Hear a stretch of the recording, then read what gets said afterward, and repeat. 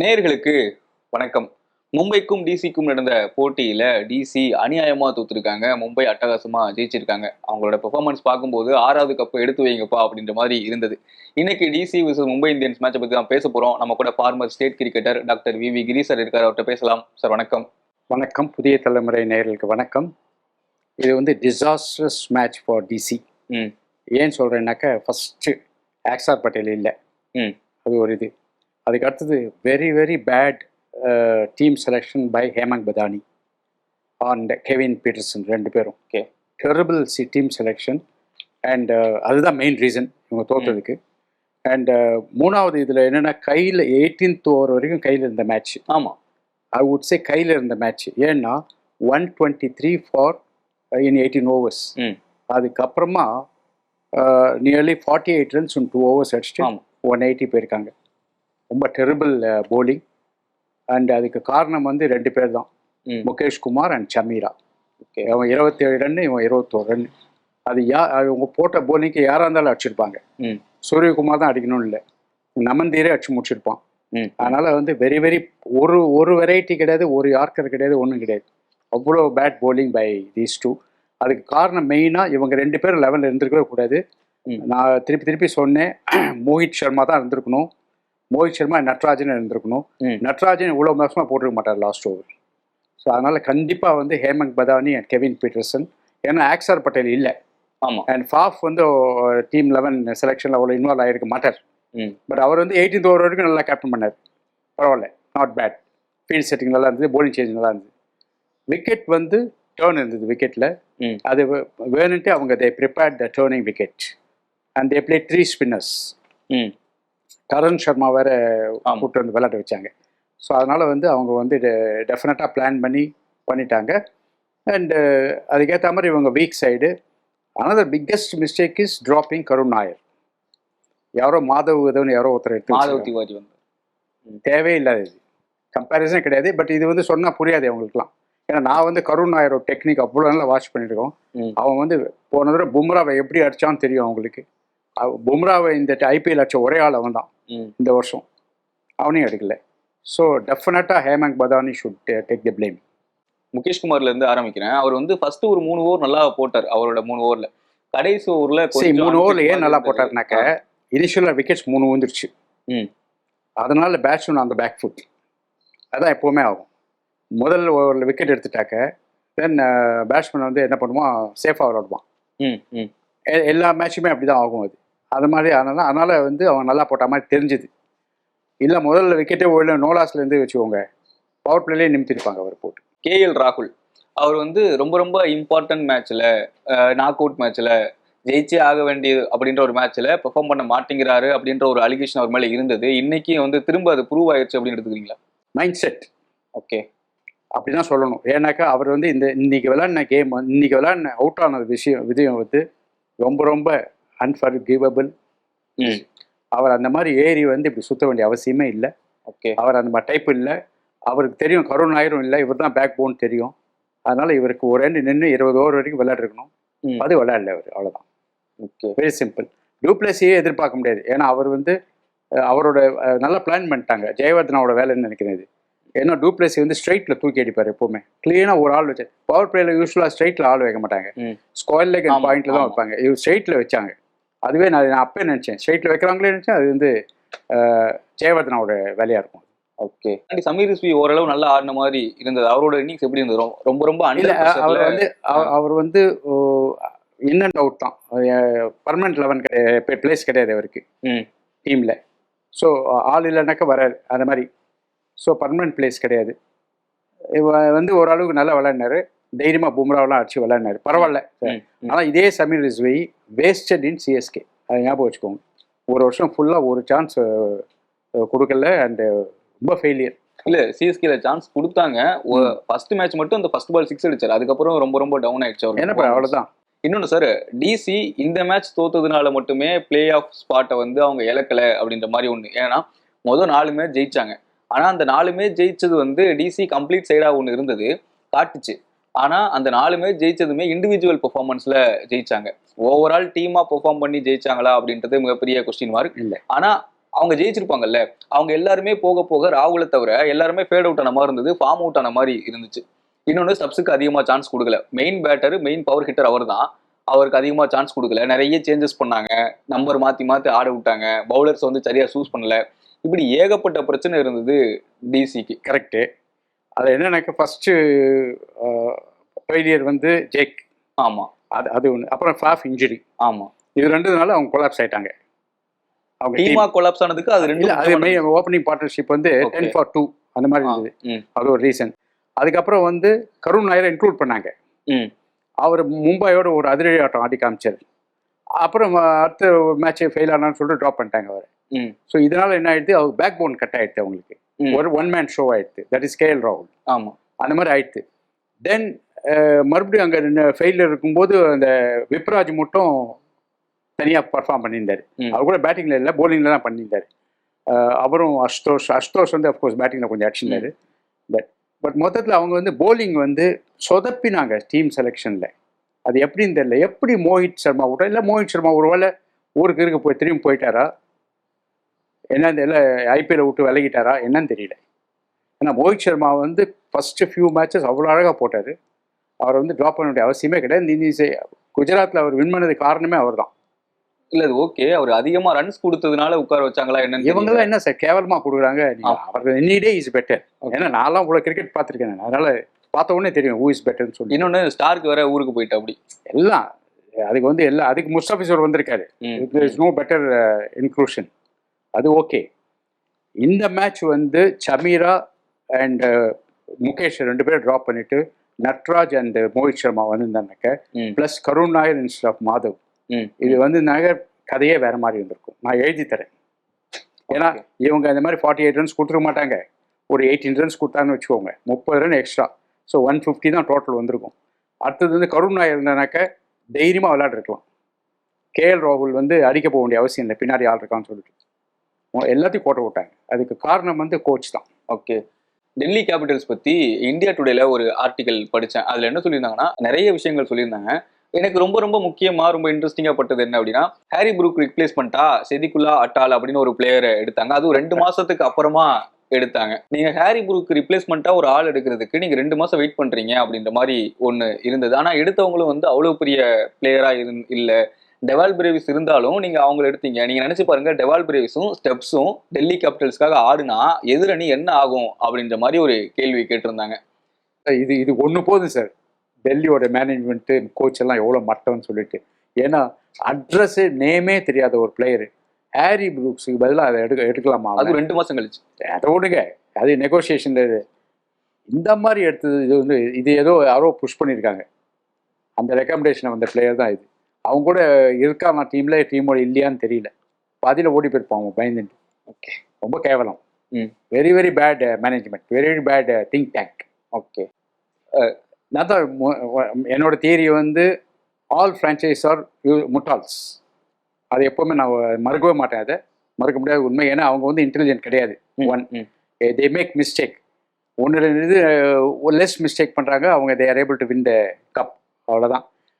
ரெண்டாவது வந்து இவங்க they took time because of negotiation. அது வந்து அவங்கள பேச்சுவார்த்தை வச்சு அவனை இது பண்ணி அவன் பேரம்லாம் பேசி நீ வரையான்னு சொல்லிட்டு கடைசியில் வரல. 2-3 பேர் ரிஜெக்ட் ஆகிருக்கும். இதே டிவால் பிரேவிஸை ட்ரை பண்ணியிருப்பாங்க லெஸ் அமௌண்ட்டுக்கு, ஏதாவது இருக்கும் அது. ஸோ அதனால் வந்து அந்த மாதிரி ஒரு டிலே ஆகிருக்கும். இல்லைனா வந்து முதலே அனௌன்ஸ் பண்ணியிருப்பாங்க. ஏன்னா இதெல்லாம் ரேஸு, எவ்வளோ சீக்கிரம் நீங்கள் ஆள் பிடிக்கணும் அவ்வளோ நல்லது. இப்போ மெயின் பிளேயர்ஸே இப்போ அனௌன்ஸ் பண்ணலை. அவங்களாம் வந்து வெளியில் வந்துட்டு அதுக்கப்புறமா ஆக்ஷனில் தான் உள்ளே கொண்டு வந்தாங்க. ஸ்ட்ரெயிட்டாகவே எடுக்கலை. அந்த ட்ரேடிங்னு ஒன்று இருந்தது, அதுபடி எடுக்கலை அவங்க. ஸோ அதனால் அவங்க வந்து நெகோசியேஷனில் இட் டேக்ஸ் டைம். ஓகே. இப்போ ஸ்ரேயாஸ் ஐயர் கூட என்ன இதுனாக்கா கேகேஆர் வந்து Shreyas Iyer as the same amount, some 26 crores ஏதோ கேட்டிருக்காரு. அது முடியாதுன்னு சொல்லிட்டு இருக்காங்க அவங்க. எங்களுக்கு அந்த அளவுக்கு முடியாதுன்னு சொல்லிட்டு தான் அவங்க எடுக்கலை ஸ்ரேயாஸ் ஐயர்னு சொல்லிட்டு. இப்போ வந்து அந்த வெங்கி மைசூர் அவர் வந்து ரிவீல் பண்ணிருக்காரு அதை. சிஇஓ. மும்பை இந்தியன்ஸ் இன்னைக்கு வந்து ரொம்ப ரொம்ப ஃபயரா இருந்தாங்க. அவங்களோட பெர்ஃபார்மன்ஸ் இன்னைக்கு எப்படி இருந்தது? இல்லை, மும்பை இந்தியன்ஸ் வந்து எந்த டோட்டல் அடித்தாலும் டிஃபெண்ட் பண்ணக்கூடிய சக்தி இருக்குது. அண்ட் எந்த விக்கெட் இருந்தாலும் அடிக்கக்கூடிய சக்தி இருக்குது. வேற என்ன வேணும் உங்களுக்கு? சரி, நீங்கள் ஃபார் எக்ஸாம்பிள் 90 ஆல் அவுட் ஆனால் கூட பும்ரா இருக்கான், ட்ரெண்ட் போல்ட் இருக்கான். இந்த ட்ரெண்ட் போல்ட் அண்ட் அவங்க வந்து பும்ரா, சூரியகுமார் 2 பேரும் ரீட்டைன் பண்ணாங்க. திலக் வர்மா 3 பேரையும். அஃப்கோர்ஸ் ரோஹித் வந்து 4th தான் பண்ணியிருக்காங்க அவங்க. இவங்க 3 பேர் ரீட்டைன் பண்ணது வந்து பெரிய விஷயம். ஏன்னா இந்த கெலாட்டாக்கு அப்புறம் அவங்களுக்கு கேப்டன்சி இல்லாமல் இருக்கும்போது அவங்களை ரீட்டைன் பண்ண வச்சது பெரிய விஷயம். ஸோ அவங்க அதை விடாமல் கடைசி வரைக்கும் நெகோஷியேட் பண்ணி மேனேஜ்மெண்ட் பேசி அது என்ன அட்ஜஸ்ட் பண்ணாங்கன்னு தெரியல, அவங்கள சம்மதிக்க வச்சாங்க. அது பெரிய விஷயம். அதனால தான் இன்றைக்கி மும்பை வந்து டாப்பில் நிற்குது. அண்ட் சூரியகுமார் வந்து கிட்டத்தட்ட எவ்வளோ ரன்ஸ் அடிச்சிருக்காரு, எவ்வளோ ஸ்ட்ரைக் ரேட்டில் இந்த வருஷம் one of the best performance அவர் T20யில் 550 அடிச்சிட்டார் ஆல்ரெடி. அதனால் வந்து really good performance and match winning எல்லாமே. சென்னையோட ஒரு அடி அடிச்சார் அவரும், நம்ம ரோஹித் சர்மாவும். அது மறக்க முடியாத அடி, இது பயங்கரமான அடி. அதே மாதிரி இந்த மேட்சும் ரொம்ப இந்த டிஃபிகல்ட் விக்கெட்டில் he scored 73 நாட் அவுட். இன்னைக்கு கூட அவர் சொன்னாரு, அந்த லாஸ்ட் 2 ஓவருக்காக நான் காத்திருந்தேன் அப்படின்னு. ஆமா, அது காத்திருந்தது சரி, அது இருக்கட்டும். ஏன்னாக்கா முன்னாடி போய் அவுட் ஆனாக்கா பின்னாடி வரவங்க சொதப்பத்துக்கு சான்ஸ் இருக்கு, அதனால வெயிட் பண்ணாரு, ஒத்துக்கிறேன். பட் இவங்க தி வே போல்டு தான் கரெக்ட். அதுதான் நான் ஃபைண்டிங் ஃபால்ட். அதாவது நீங்கள் என்ன பண்ணணும், இந்த மாதிரி அடிக்கும்போது அவுட் சைட் அவசரம் ஸ்லோ பவுன்சர் போடணும், இல்லைன்னா அவுட் சைட் அவசரம் யார்க்கர் போடணும், இல்லைன்னா மிடில் ஸ்டாம்ப் யார்க்கர் பும்ரா மாதிரி போடணும். இந்த 3 இருக்கு. இதே முகேஷ் குமார் அவுட் சைட் அவசரம் யார்க்கர் நிறையா போட்டிருக்காரு. ஆமாம். ஆனால் இன்னைக்கு அவ்வளோ மட்டமாக போட்டார், சொல்லி வச்ச மாதிரி மட்டமாக போட்டார். அதுதான், அது வந்து எக்ஸ்கியூஸே கிடையாது. அவர் வந்து கனவுல கூட இவ்வளோ மோசமாக போட்டிருக்க மாட்டார், அந்த மாதிரி போட்டார். ஓகே, அவர் தான் ஹீ இஸ் ரெஸ்பான்சிபிள் ஃபார் இது. இன்ஃபேக்ட் வந்து ஒரு ஒரு ஒரு ஆளை சொல்லணுன்னாக்க கையில் இருந்த மேட்ச் போச்சுன்னா அது காரணம் வந்து முகேஷ் சமீரா. நேற்று மும்பை இந்தியன்ஸ் பிளான் ஏவா 3 பேரை வச்சு போடுறாங்க, பும்ரா, போல்ட்டு, சாக்கர்.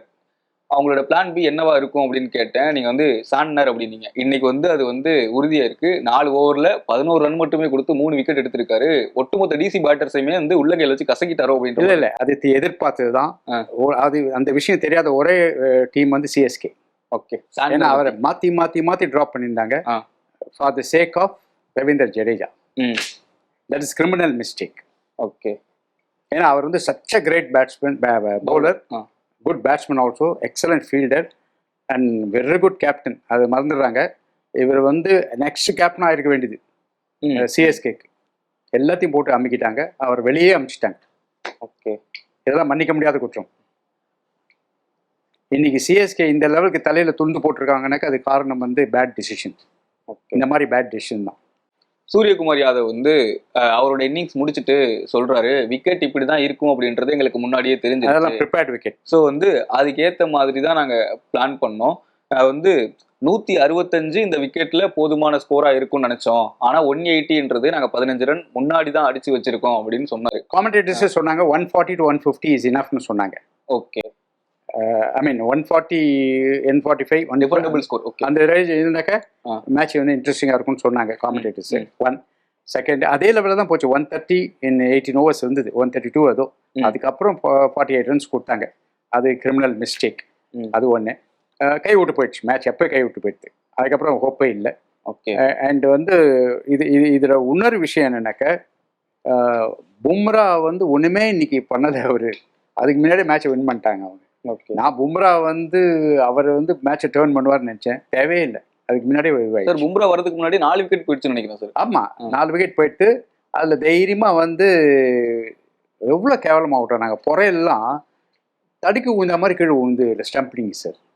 இது வந்து என்ன அசிங்கம். இல்லை இல்லை, out out. Okay, plumb out. அது ப்ளம் அவுட்டு.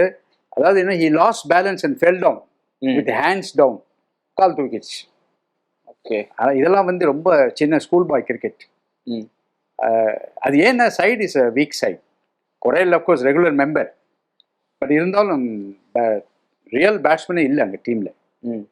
ஆக்ஸார் இல்லை, கருண் நாயர் இல்லை. இவங்க 2 பேர் இருந்தால் வேறு மாதிரி இருந்திருக்கும். இன்னொன்று சார், முக்கியமாக பேச வேண்டிய ஒரு நபர் நமன்தீர். இந்த சீசனில் வந்து நல்லா ஆடி இருக்காரு. ஆனா அவருக்கு இன்னும் அதிகமா சான்ஸ் கிடைச்சிருக்கணுமோ அப்படின்ற ஒரு கேள்வி இருக்கு. இன்னைக்கு கூட ரொம்ப நல்லா ஆடினாரு. திலக் வர்மா பொசிஷன்ல நவந்தீர் வரணுமா அப்படின்ற மாதிரிலாம் பேசிட்டு இருக்காங்க. திலக் வர்மா ரொம்ப ஸ்ட்ரகிள் பண்ணார் இன்னைக்கு. ஆ அந்த பொசிஷன்ல அவர் வந்திருக்கலாம். ஆனா லெஃப்ட் ஹேண்டர்னு சொல்லிட்டு அவர் முன்னாடி அனுப்பிச்சிட்டாங்க திலக் வர்மாவை. பட் திலக் வர்மா வந்து அட் டைம்ஸ் வந்து ஹஸ் பிளேட் பெட்டர் கேம். இன்னைக்கு வந்து அவருக்கு டேர்ன் ஆனோன்னு அவருக்கு என்ன பண்றதுன்னு தெரியல. அதனால இதுவாயிட்டு. அண்ட் விப்ராஜ் அவரை வந்து அழ விட்டார். கண்ணில் விரல விட்டு அழ விட்டார் அவர்.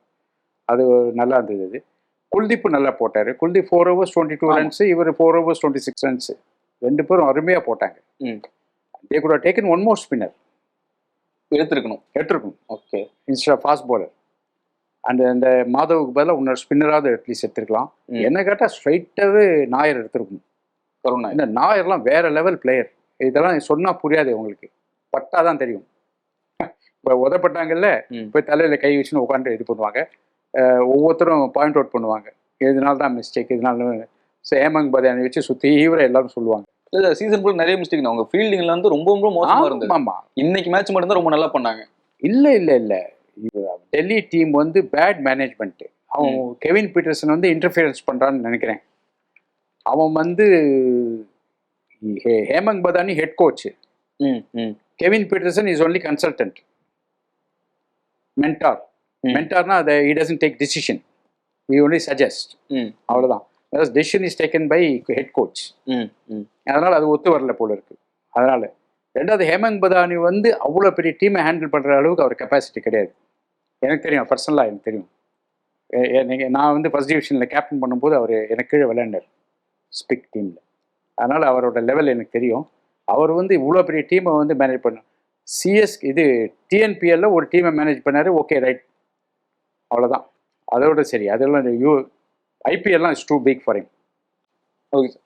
ரோஹித் சர்மா இன்னைக்கும் லெஃப்ட் ஆர்ம் பேசருக்கு அகேன்ஸ்டா அவுட் ஆகி இருக்காரு. நான் எவ்வளோ நாளாக சொல்லிட்டு இருக்கேன் இதை. ஏன் சார், எவ்வளோ நாளாக சொல்லிருக்கேன். நடுவில் சிஎஸ்கே வந்து ஒரு மேட்ச் அடிக்க விட்டாங்க அவர்.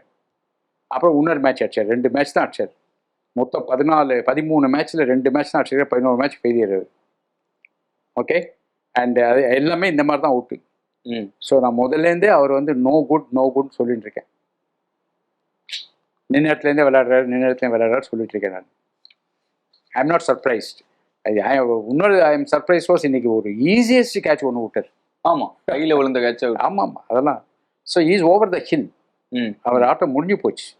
ஏதோ வீம்புக்கு இதே தான் சிஎஸ்கே மாதிரி தான் வச்சுருக்காங்க, க்ரௌடுக்காக அவர் வச்சுருக்காங்க, அவ்வளோதான். இன்னைக்கு கமெண்ட்ரியில் ரொம்ப எனக்கு அது ஒரு வார்த்தை சொன்னாங்க, எனக்கு வந்து அப்படியா அப்படின்ற மாதிரி ஆச்சரியப்படுற மாதிரி இருந்துச்சு. என்ன அப்படின்னா, ரோஹித் சர்மா வந்து ஃபாஸ்ட் பவுலிங் பண்றாங்கல்ல, அப்போ ஸ்லிப் இருந்தாருன்னா கேச்சஸ் விட்டுருவாரு. ஆனா ஸ்பின்னர்ஸ் ஸ்லிப் நின்னாரு அப்படின்னா அந்த கேச்சஸ் மிஸ் பண்ண மாட்டாரு அப்படின்னு சொன்னாங்க. இந்த மாதிரி டிஃபரன்ஸ் எல்லாம் இருக்கா? கண்டிப்பா இருக்கு. ரஹானே வந்து ஃபாஸ்ட் பவுலிங்க்கு ஸ்லிப்ல நிற்க மாட்டாரு, கல்லியில் தான் நிற்பாரு. ஆனா ஸ்பின்னர்ஸ் வரும்போது ஒரே ஸ்லிப், அவர் தான் நிற்பாரு. அது மாதிரி நிறைய பிளேயர் இருக்காங்க. அதாவது எப்படின்னாக்க, ரோஹித் சர்மா வந்து they think is very good in diving. நீங்கள் ஸ்பின்னர்ஸ் போடும்போது ஸ்லிப்பில் இருக்கும்போது டைவ் பண்ண வேண்டி வரும். அதாவது ஒரு ஸ்லிப் தான் இருக்கும், 3வது ஸ்லிப்பில் பால் போகும், இங்கேருந்து அப்படியே டைவ் அடித்து பால் கேட்ச் பண்ணும். அதில் வந்து Rahane is very good, Ajinkya Rahane, and Rohit also is very good. வேற ஃபாஸ்ட் பவுலிங் போடும்போது ஸ்லிப்பில் வந்து அது கேட்சிங்கே வேற மாதிரி. அது நீங்கள் டைவ்லாம் அடிக்க வேண்டிய அவசியமே இல்லை. ஏன்னா டைவ் அடிச்சா மாட்டினா ஒன்று மாட்டலாம் இல்லை, அது வேற கொஸ்டின். அது எக்ஸ்ட்ராடினரி ஃபீல்டர்ஸ், ஏபி டிவிலியர்ஸ் மாதிரி எக்ஸ்ட்ராடினரி ஃபீல்டர். அதை விட்டுருங்க, ஸ்ட்ரெயிட்டாக வர கேட்ச் ஓடுது. ரோஹித் சர்மா விட்டார் பாருங்க, அந்த மாதிரி தான் வரும் கேட்ச் ஃபாஸ்ட் பவுலிங்கில். ஆனால் அந்த ஹேண்ட் க்ளோசிங் வந்து டைமிங் மிஸ் ஆகிடும். ஃபாஸ்ட்டாக வரும் அண்ட் எட்ஜ் எடுத்துட்டு பால் ஸ்விங் ஆகும். பவுலரே ஸ்விங் பண்ணுறான், எட்ஜ் எடுத்தப்பறம் இன்னும் பால் ஸ்விங் ஆகும். நான்லாம் நிறைய தடவை வந்து நக்கல் அடி வாங்கியிருக்கேன். இது இங்கே எய்ம் பண்ணுவோம், இங்கே படாமல் இங்கே போட்டுரும். அந்த மாதிரிலாம் நிறைய ஆகும் எல்லாருக்கும். அதனால தான் எல்லாரும் பேண்டேஜ் போட்டிருப்பாங்க, இந்த மேலக்கார மாதிரி பேண்டேஜ் போட்டிருப்பாங்க எல்லாரும். அது காரணம் வந்து இந்த நக்கல்ஸில் அடிப்படும், மெட்டாடார்சஸ்னு பேர் இருக்கு, அதில் அடிப்படும். Okay sir. ஓவராலாக இன்னைக்கு மேட்ச் டிசி வந்து ஃபைட் கொடுக்காம தோத்தாங்க. அது எப்படின்னாக்க ஃபர்ஸ்ட் போலிங்லேயே அவங்க தோத்துட்டாங்க, அவ்வளோதான். And it became easy for 180 வந்தப்புறம் ஹோப்பே கிடையாது எனக்கு. மும்பை போலிங்கை தாங்க மாட்டாங்கன்னு முதலே தெரியும் எனக்கு. இத்தனைக்கும் வந்து அதிகமா ரன் எடுக்கக்கூடிய ஒரு பிச் அப்படிலாம் பேசிட்டு இருந்தோம். எவ்வளவு ரன் இல்லை வரப்போகுதுன்னு சார், தெரியல பிச்சை அப்படின்னு சொல்லி. மாற்றிட்டாங்க. அதெல்லாம் பழைய கதை. மழை வேற பெஞ்சிருக்கு. இல்லை பழைய கதை இது. ஆ. மழை பெஞ்சுன்னா ஸ்விங் ஆகணும், ஸ்விங் ஆகல. ஆமா, இன்னைக்கு ஆகவே இல்லை. ஆமாம், இதை ஸ்ட்ரெயிட்டவே தே ப்ரிப்பேர்ட் ஸ்பின்னர்ஸ் ட்ராக். ம். அது வந்து மும்பை வந்து இல்லைன்னு மறுக்க முடியாது. ஏன்னாக்கா கரெக்டாக வந்து பார்த்த உடனே தெரியுது அவன் எக்ஸ்ட்ரா ஸ்பின்னர் எடுக்கிறான். ரைட்டா? அந்த மாதிரி டெல்லி தான் எடுக்கல, இன்னொரு ஸ்பின்னர் எடுத்துருக்கலாம். அவன் கிளீனாக சாண்டனர் எடுத்தான், கரண் சர்மா எடுத்துருக்கான். ம். தெரியும் அவனுக்கு விக்கெட்டில் டேர்ன் இருக்குது அப்படின்னு சொல்லிட்டு. ஓகே சார், மீண்டும் சந்திக்கலாம். சார்.